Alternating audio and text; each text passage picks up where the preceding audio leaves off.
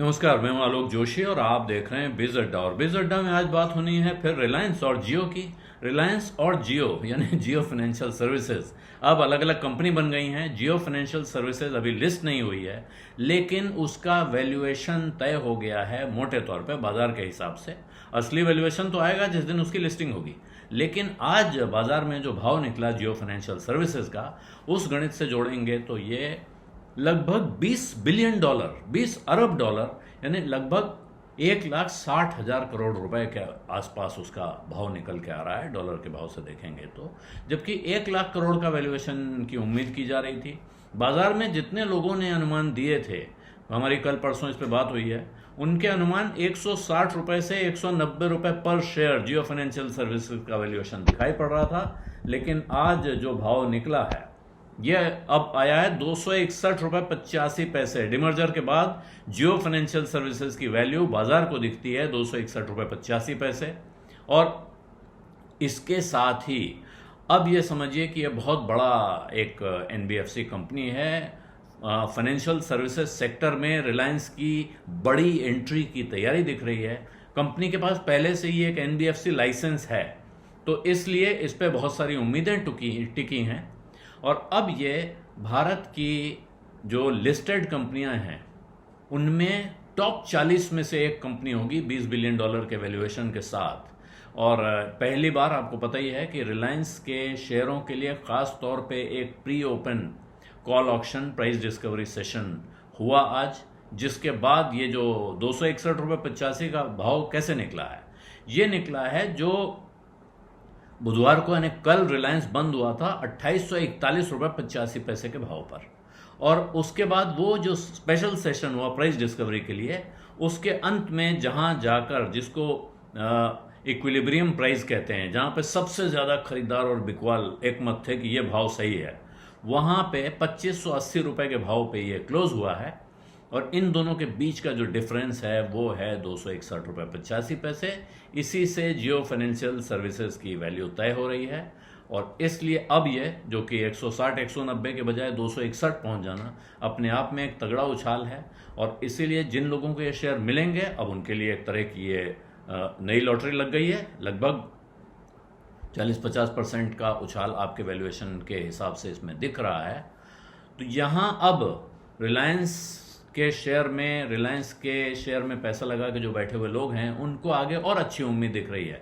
क्योंकि ये तो सिर्फ पहली शुरुआत है जहां जियो फाइनेंशियल सर्विसेज का डीमर्जर हुआ है, यहाँ वैल्यू अनलॉक हुई है, जिसकी उम्मीद बहुत पहले से कोई नहीं कर रहा था। कंपनी ने जब ऐलान किया उसके बाद से तो कर रहे हैं, लेकिन उससे पहले से जिन कंपनियों पर उम्मीद लगी हुई है वो है टेलीकॉम और रिटेल का कारोबार, यानी जियो प्लेटफॉर्म्स लिमिटेड या जियो इन्फोकॉम लिमिटेड। कंपनी बनने के समय कंपनी का नाम भी बदला जाता है, जैसे ये रिलायंस स्ट्रैटेजिक इन्वेस्टमेंट्स लिमिटेड थी जिसका नाम जियो फाइनेंशियल सर्विसेज हो गया।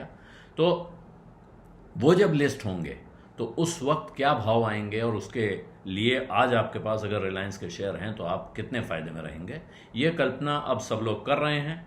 और साथ में क्या है कि अभी क्योंकि लिस्टिंग होनी नहीं, 2-3 महीने में इसकी लिस्टिंग की तारीख आएगी। हो सकता है कि वो अभी एजीएम आने वाली है रिलायंस की, वहाँ ऐलान हो जाए कि कब लिस्टिंग कराई जाएगी। लेकिन इस वक्त जो जियो फाइनेंशियल सर्विसेज है उसके पास एक तो बड़ा भारी मसल है कि रिलायंस इंडस्ट्रीज उसके पीछे खड़ी है।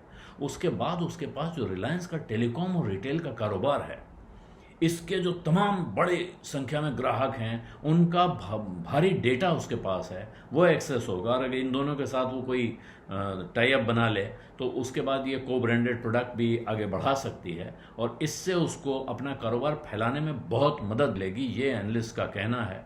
और ये उनका कहना है कि शुरू में ही ये AAA रेटेड एंटिटी होगी, जिसको क्रेडिट रेटिंग अच्छी होने की वजह से बाजार में आसान शर्तों पे कम भाव पे पैसा उठाने का मौका मिलेगा। और उसके बाद वो उसको कर्ज के तौर पे बांट सकती है, एडवांस बांट सकती है, ईएमआई पे प्रोडक्ट बेचने के काम में इस्तेमाल कर सकती है।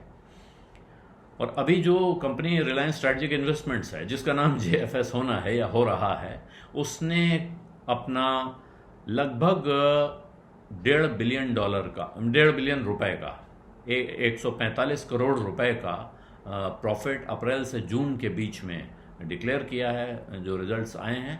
और साथ में $2.25 बिलियन का रेवेन्यू रहा, जिसके अंदर उसने ये फ़ायदा दिखाया, यानी कमाई 215 करोड़ रुपए में से 145 करोड़ का उसको लाभ हुआ है। तो ये इसके बाद आप देखें 8 जुलाई से अब तक रिलायंस के शेयर 8% उछल चुके हैं और उनमें ये तेज़ी का सिलसिला अभी थमता दिख नहीं रहा है। ये पूरे बाजार में लोगों को उम्मीद यही है कि रिलायंस में यहाँ, और उस उम्मीद पे एक तरह से अब पंख लग गए हैं जियो फाइनेंशियल की लिस्टिंग या उसके प्राइस डिस्कवरी के साथ, क्योंकि जहाँ आप सोच रहे थे उससे ज़्यादा ये भाव निकल के आ रहा है। तो अगली जो सब्सिडरीज आएंगी उनका भाव कहाँ पे टिकेगा, ये सोच सोच के अब बहुत सारे लोग रिलायंस पर और बेट लगाने की सोचेंगे, ऐसा बाजार में मोटा मूड कह रहा है। बिज़ अड्डा में आज इतना ही, अब इजाज़त दीजिए। बिज़ तक प्रीमियम, यहाँ आपको मिलेंगे ढेरों फायदे, तो आज ही YouTube पर ज्वाइन करें। बिज़ तक प्रीमियम मेंबरशिप 159 रुपए से शुरू।